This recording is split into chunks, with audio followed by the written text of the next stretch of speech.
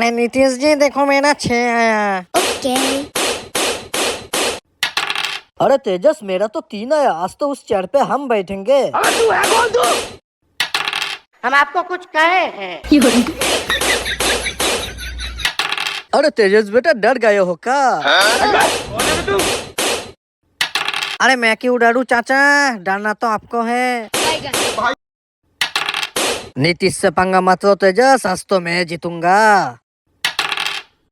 अरे नीतीश चाचा देखो मेरा तो सिर्फ एक ही बच्चा है, आज तो मैं ही जीतूंगा, तुम्हें कोई नहीं जीता पाएगा चाचा। मेरे बिहार वासियों, क्या मैं आज सच में हार जाऊंगा? तुम लोग किसको जिताना चाहते हो, तेजस को या मुझे? अगर तुम लोग मुझे जिताना चाहते हो तो इस वीडियो को लाइक करके चैनल को सब्सक्राइब करो और कमेंट पे टाइप करो नीतीश। और अगर तुम लोग मुझे जिताना चाहते हो तो कमेंट पे टाइप करो तेजस्वी। अरे तेजस बेटा देखो मेरा 6 आ गया, मैं तो जीत गया।